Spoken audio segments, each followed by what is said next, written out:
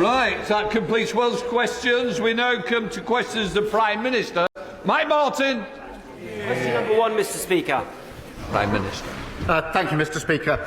I welcome the progress in talks between Ukraine and the United States. We must now redouble our efforts to get a lasting, secure peace. And, Mr. Speaker, on Saturday, I'll convene international leaders to discuss how we can make further progress. Can I also pay tribute to the bravery and dedication of all those responding to the ship collision off the East Yorkshire coast? Our thoughts, and I'm sure of the whole House, are with the family of the crew member who is sadly presumed dead.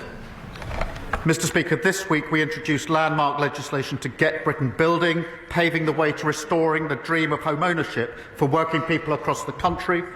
We're also driving forward our Employment Rights Bill, the biggest boost to workers' rights in a generation. That's our plan for change in action. This morning I had meetings with ministerial colleagues and others. In addition to my duties in this House, I shall have further such meetings later today. Mike Martin. Thank you, Mr. Speaker. Russia has abducted at least 19,000 Ukrainian children and transferred them to Russia. They have been told that their parents don't love them, they've been placed in Russian homes, and they have been re-educated. For this despicable crime and others, the International Criminal Court has issued 6 arrest warrants for Vladimir Putin and his gang. I note the Prime Minister's previous fulsome support for the ICC, and I also note his comments just last night about the support that the UK will offer to Ukraine in achieving a just and lasting peace. Will the Prime Minister confirm to the House that British peacekeeping troops will only be deployed to Ukraine if the peacekeeping deal includes both the return of Ukraine's children and Putin's prosecution? Yeah. Well, Mr. Speaker, firstly I thank him for raising this issue because it is an absolutely terrible case of abduction and kidnapping. And when we say a lasting, just settlement or peace in Ukraine, it must, of course, involve dealing with this issue, and we are, as he would expect, raising it continually with our allies. On Davis. Thank you, Mr. Speaker. Telford and Britain voted for change in July.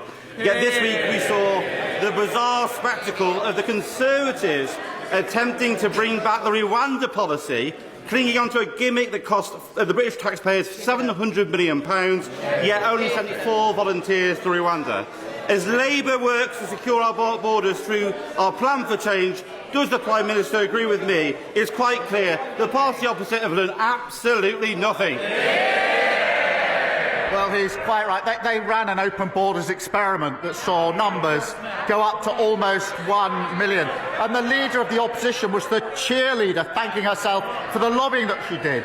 The Rwanda scheme, yes, Mr. Speaker, £700 million of taxpayers' money to remove 4 volunteers. What a contrast.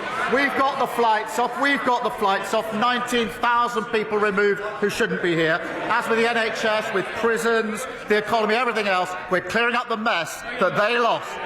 Leader of the opposition can be very long. Later today, the Prime Minister is meeting the family of Sir David Amess.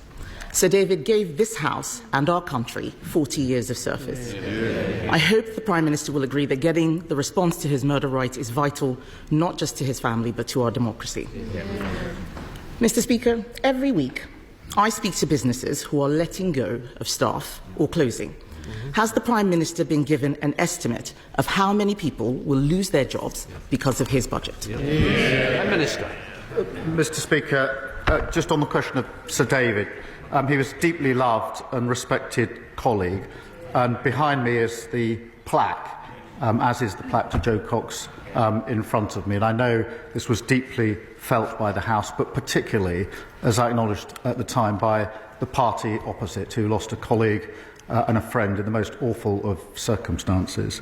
Mr. Speaker, I am meeting the Amess family later on today, and will make sure that they get answers to the questions that they ask. Mr. Speaker, in relation to businesses, I'm really pleased to say we've got thousands of new jobs into the economy. We've got more investment in the last 20 years an absolute record. Wages are up higher than prices. 3 interest rate cuts, the best boost for the cost of living for a very long time.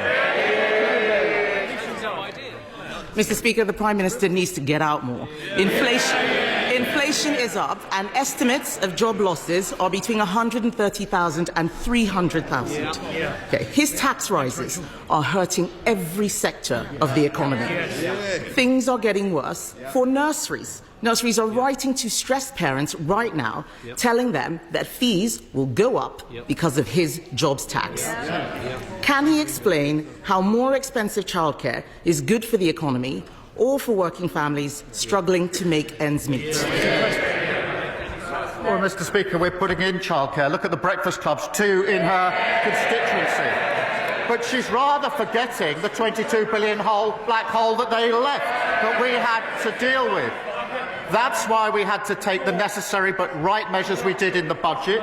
And what's her response? Not that she'd reverse them. Oh, no, she doesn't say that. She attacks what we've done, but she doesn't say she would reverse it because she wants all the benefits of our budget in return to investment, but she doesn't want to pay for it. That's how we got into the mess in the first place.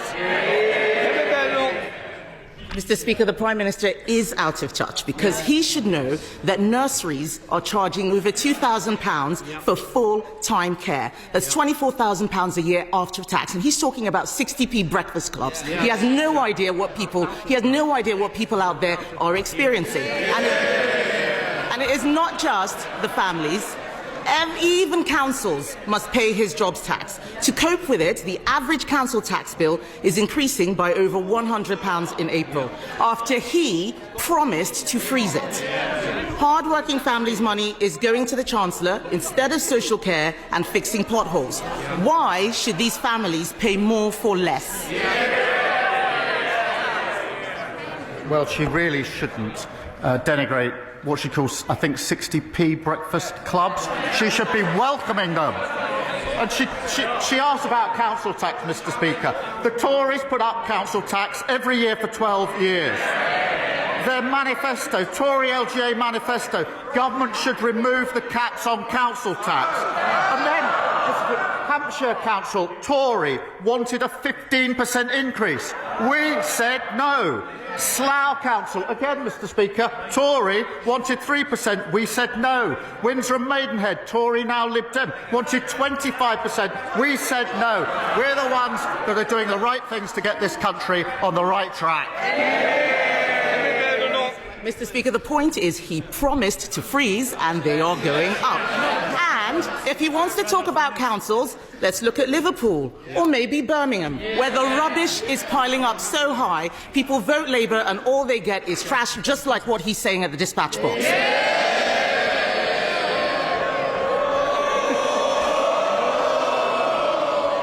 People all over the country are suffering, not just in Birmingham.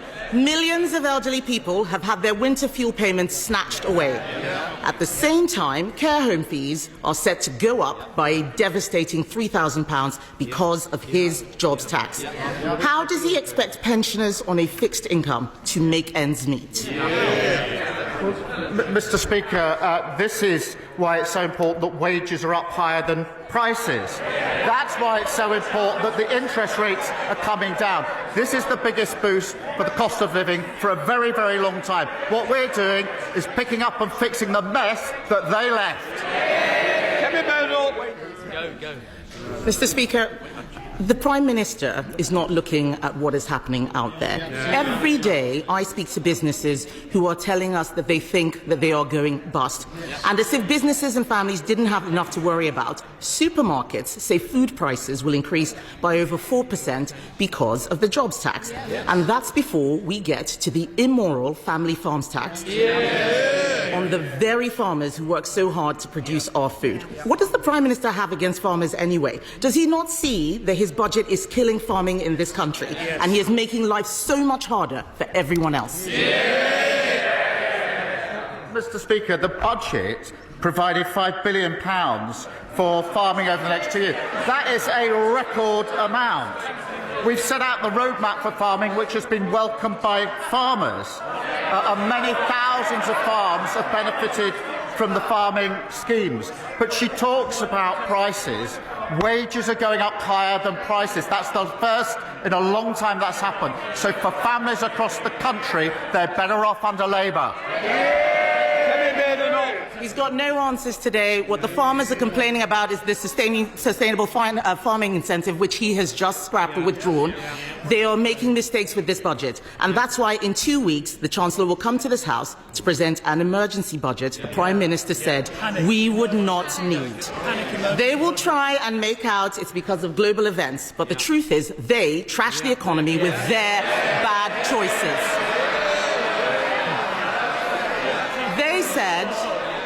They said they'd look after pensioners. Then they snatched winter fuel payments. They said that they would be pro-business, but they hiked taxes on jobs. And he, Mr. Speaker, he promised to freeze council tax, but it's going up by £100. This is a high-tax, low-growth, job-killing government. Will he use the emergency budget to fix the mess he's made? Mr. Speaker, inflation under them 11%, £22 billion black hole, a mini budget that made us the laughing stock of the world, and they want to give lectures on the economy to us. No, thank you very much. Thank you, Mr. Speaker.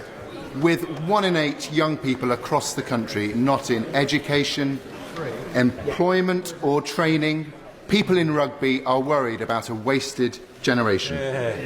Too many people with disabilities and health conditions are not getting the help that they need to get into work. So will the Prime Minister set out how this government will give everyone who is able to work the support they need, provide compassion to those who can't work, and fix the broken welfare system left behind by, you guessed it, the Conservatives? I thank him for raising this issue. Mr. Speaker, I come from a family that dealt with disability through my mother and brother over many years, so I do understand the concerns that have been raised by him.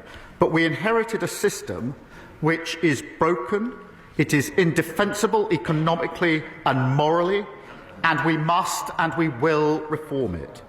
We will have clear principles, Mr. Speaker.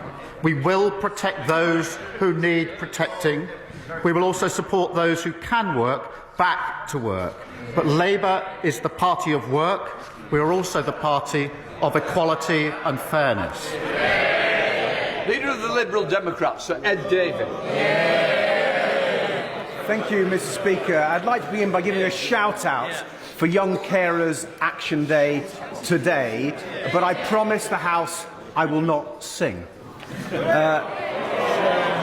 Mr. Speaker, the Prime Minister has rightly spoken about the need to get more people into work, and he repeated that now, so people have more dignity, we can get the economy going, and we can cut the benefits bill after the disgraceful legacy left by the Conservatives. You were there for 5 years.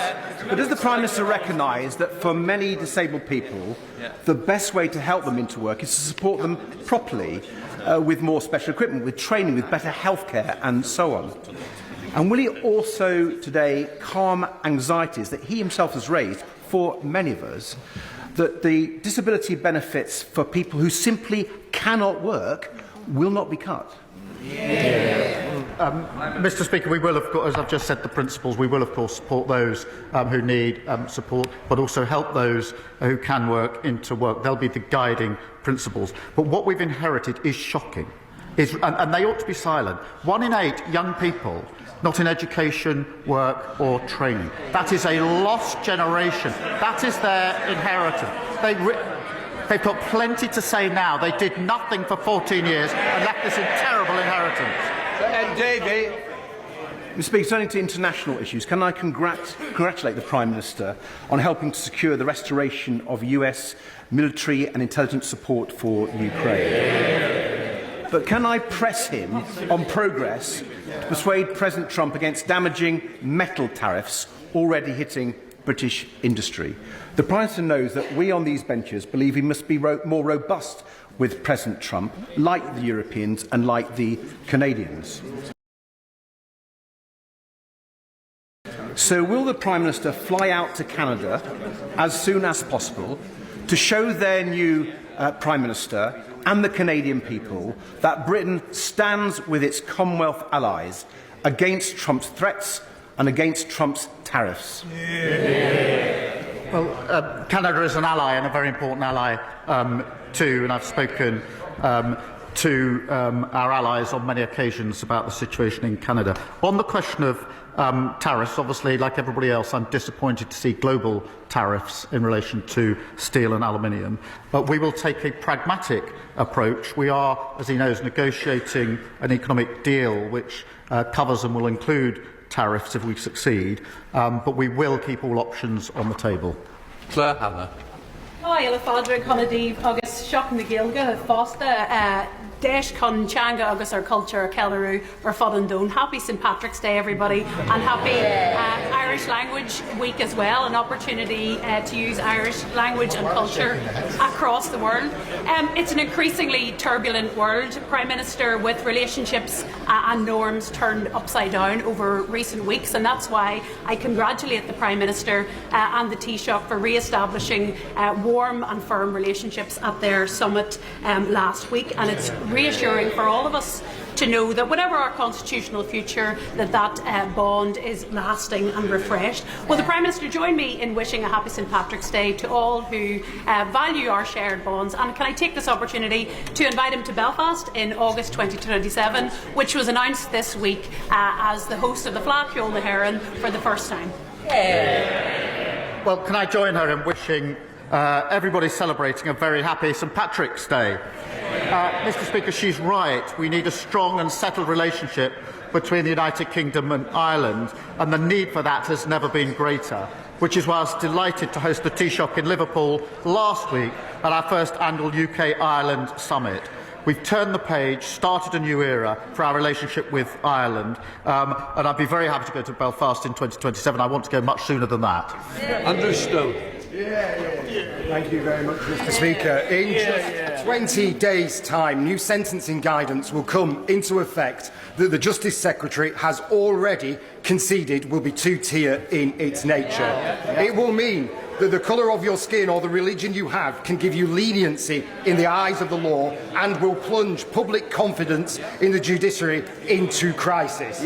But it is avoidable. We Conservatives have tabled a bill that, if backed on Friday, can stop this guidance in its tracks.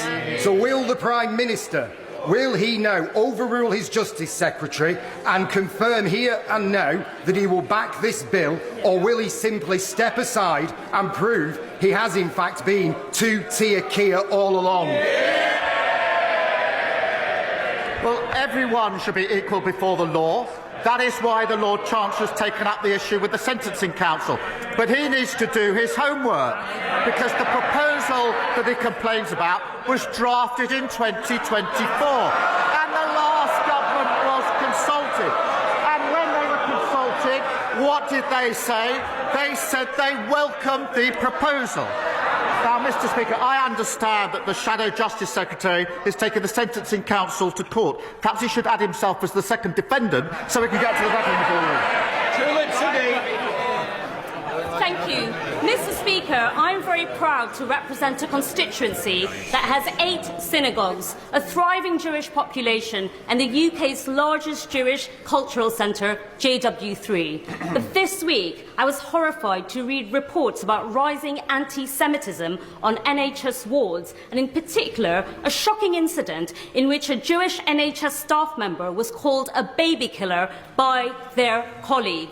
The NHS that I know and love is open to everyone, regardless of their background. So could I ask the Prime Minister, what is he doing to ensure that my Jewish constituents can safely use our beloved National Health Service? Well, I thank her for raising these deeply concerning reports. It is completely unacceptable for anyone to experience racism, discrimination or prejudice in the health service. I know my right honourable friend, the Health Secretary, takes such reports extremely seriously. It is a fundamental principle that the NHS provides care and treatment for everyone, regardless of race, faith or background. This is a really serious issue.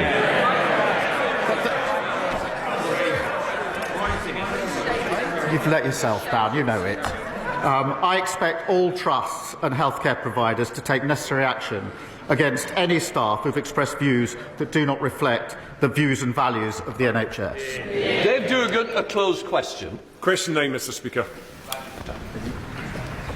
Mr Speaker, he asked about UK-US relations. As he knows, and the House knows, I'm committed to strengthening those relations. The US is an indispensable ally. We are working together to try to secure a just and lasting peace in Ukraine. And I've spoken to the President on a number of occasions, including this week. Dave Dugan. I agree with the Prime Minister in those sentiments. The ceasefire negotiations this week are a cause for great optimism, and I welcome the efforts that the Prime Minister's National Security Advisor, Jonathan Powell, had done in leading that priority. But last week at the dispatch box, the Prime Minister said in answer to my right honourable friend, the member for Aberdeen South, that he had no knowledge of the United States planning to withdraw military aid from Ukraine, yet they did that the following day. It's against that backdrop, because I know the Prime Minister wants a just and lasting peace in Ukraine that respects Ukraine's borders and territorial integrity, when he's impressing that priority upon the President of the United States, what reassurance can he give the House today that the President of the United States is actually listening? Let me give this reassurance.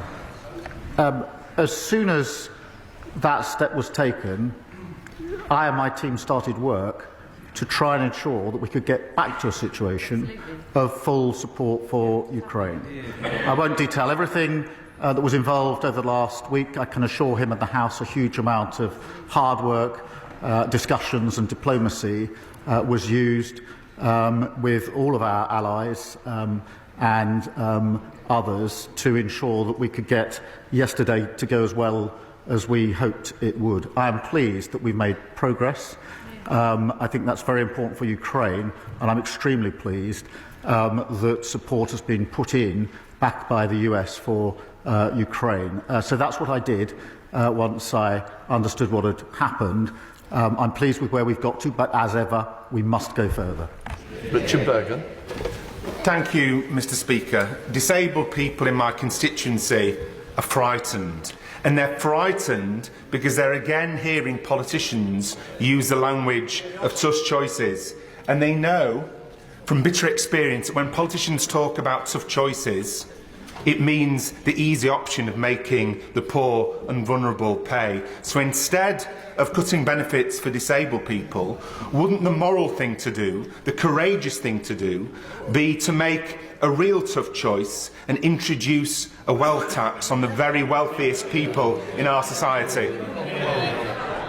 Well, Mr Speaker, the party opposite left a broken welfare system which locks millions out of work. That is indefensible, in my view, economically and morally. Of course we need to support people who need support. We need to help those who want to work to get back into work, and I think there's a moral imperative in that. He talks about a wealth tax. We have raised money, the energy profits levy, taxing non-doms and air passenger duty on private jets. But this isn't a bottomless pit, and we must kick-start growth to get the economic stability that we need. Sir Geoffrey Clifton-Brown. Most people would accept that we need more housing in this country, yet so often it's not accompanied by the necessary infrastructure. In my own constituency, thousands of houses are proposed, yet without the £250 million to upgrade Junction 12 of the M5, the inspector is likely to rule our plan unsound. So will the Prime Minister use his upcoming planning and infrastructure bill to see how developer and landowner contributions can more effectively build this vitally needed infrastructure which would benefit communities up and down the country? Well, he's right. We have to get the houses built that we need in his constituency and elsewhere, something that the party opposite failed to do. That's why we've introduced the infrastructure bill, which I think he welcomes, and that bill will get Britain building so we can deliver on those 1.5 million new homes through our plan for change. In relation to the particular issue he raises, I know that he and my honourable friend, the member for Stroud, have been working together to try to resolve this issue, as I understand it, and I'm happy to ensure he gets a meeting with the relevant minister if that would help in taking it further. Sir Jean Joseph. Thank you, Mr Speaker. can I commend this Labour government's landmark reforms to get Britain building through our plan for change.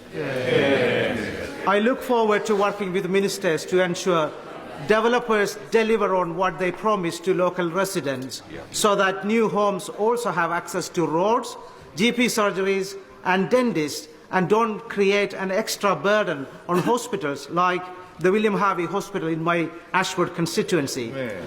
What is the Prime Minister's message to the blockers standing in the way of the homes and vital infrastructure our country needs? Well, he's a dedicated campaigner for his constituents. Well, we know who's been standing in the way for the past 14 years. It's the party opposite, and they've learned absolutely nothing. The leader of the opposition claims that she's never opposed growth or development. That's not what she's telling her constituents, Mr. Speaker. Only last month she wrote in her newsletter that she'll keep working with Conservative colleagues to block a vital energy infrastructure project in her own backyard. She's not alone. The Shadow Foreign Secretary, Shadow Defence Secretary, Shadow DEFRA, they're all at it. What a bunch of blockers. Sir Ashley Fox. Mr. Speaker, the Employment Rights Bill will grant union equality representatives the right to paid time off work. It does. Will the Prime Minister grant special constables the right to take unpaid leave to perform their duties? I'm grateful to him for raising the question of special constables, who play a very important role in our communities and keeping us safe. The numbers of special constables dropped under the last government. We support the existing employer-supported policing scheme and will support our special constables, but they dropped under the last government. Andy MacDonald. Thank you, Mr. Speaker. Long time. I recently visited Middlesbrough's James Cook University Hospital and learned of the brilliant work in the neurosciences department for the survivors of stroke, brain and spinal injuries and many others. But it only has 18 rehabilitation beds to serve a population of some 1.4 million people, whereas the guidelines say it needs 80 beds, meaning that patients in the Tees Valley do not get the rehabilitation they need. So will the government remedy the position by ensuring that resources are allocated to meet the ambition to develop a world-class new rehabilitation centre to serve the Tees Valley and beyond? Well, I thank him for his question. It is important to hear about the important work that James Cook Hospital is doing in his constituency. We are investing £350,000 in research on interventions which support people with functional neurological disorders to rehabilitate them within the community. And of course our plan for change invested £25 billion to cut waiting lists, speed up treatment and shift more care into the community. In relation to the hospital, I'll make sure he gets a meeting with the Minister to see what further can be done. Sir John Whittingdale. Will the Prime Minister look at the case of my constituents, Mr. and Mrs. Adrian Fenton, who returned home from visiting France in their motorhome to discover an illegal immigrant concealed in the bike rack? They reported it immediately to the police, only to receive a fine from the Border Force of £1,500. Will he agree that my constituents ought to be thanked rather than punished? And does he accept that this action will send a message to deter anybody from acting responsibly in the future? Can I thank him for raising this important case on behalf of his constituents? I've seen some of the details and I am concerned about it, and I do think it's important, as he says, that the Home Office look into it, and therefore we will do so, and I'll make sure that he is updated in relation to that in due course. Richard Dow. Thank you, Mr. Speaker. Veterans in Sefton, one of the many remarkable charities in my constituency, indicate that statistics can only partly measure the price paid by servicemen and women. Incidents of broken marriages, suicides, alcoholism, deep depression and homelessness among veterans remain largely unquantified. Given that, will my right honourable friend restate Labour's commitment to providing our veterans the holistic support they need and deserve? Well, we owe an extraordinary debt to our veterans, Mr. Speaker. We are committed to renewing the nation's contract with those who've served, and that includes the guarantees of homes for heroes for those who have served, dedicated mental and physical health care pathways in the NHS, and dedicated to sport to help those leaving service using their skills to find new and fulfilling careers. Sarah Dyke.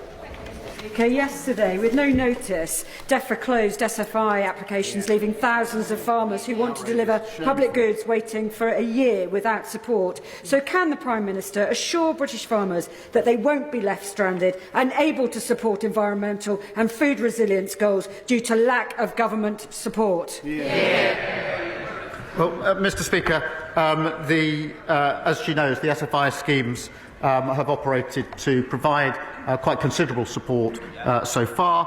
There have been a number of schemes. They've closed in the past, and then a new scheme has been put in place. They were closed in 2022 and 2023 by the party opposite without the 6 weeks' notice. But we do support farmers. We will be putting forward more details at the spending review. But the difference, Mr. Speaker, in this government is we're funding the farmers. They failed to spend the budget. Sultana. Thank you, Mr. Speaker. In October 2023, in an interview with LBC, the Prime Minister said, and I quote, "I think Israel does have that right," when asked if cutting off power and water to Gaza was appropriate. For 11 days now, Israel has blocked the entry of vital goods and aid into Gaza, subjecting over 2 million people to collective punishment and starvation. Israel's decision to also cut off electricity to a plant supplying drinking water to 500,000 people is yet another blatant violation of international law and further evidence of genocide against the Palestinian people. In light of these facts, does the Prime Minister still maintain that Israel is not committing genocide?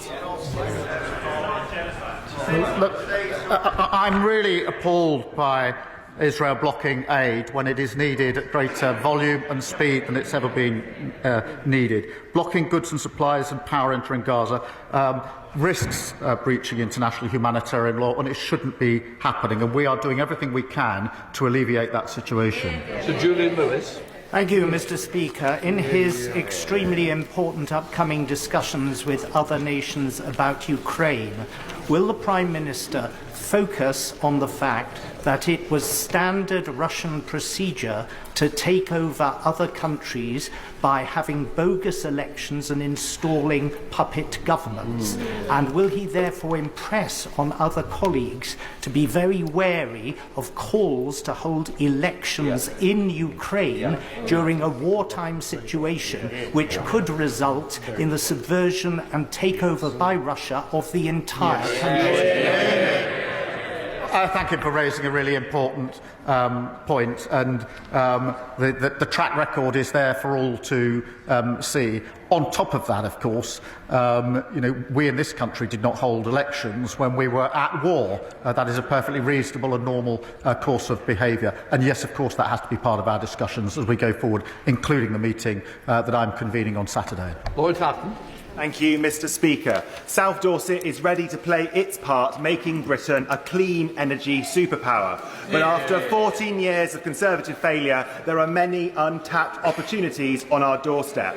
Green investment opportunities such as Port Wind, Moor Wind and a hydrogen storage hub are all coming down the track.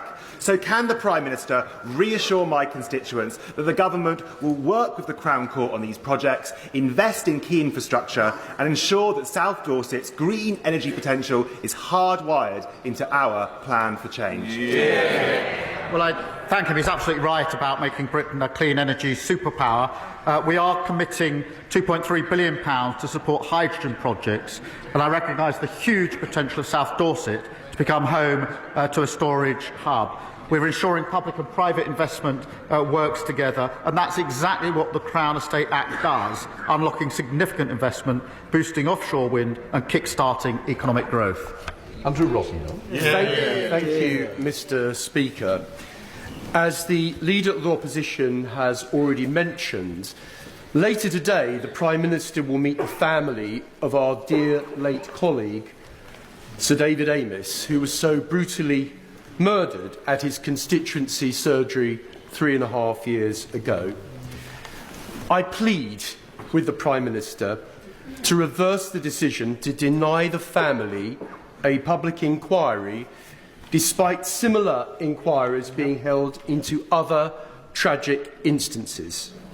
So, will he please stop this shameful saga and heed the call of the Amos family for a judge-led public inquiry into David's death and the related failure of the Prevent programme from a heartbroken family? Can I acknowledge just how heartbroken they are? It's difficult to imagine what they've gone through, what they continue to go through.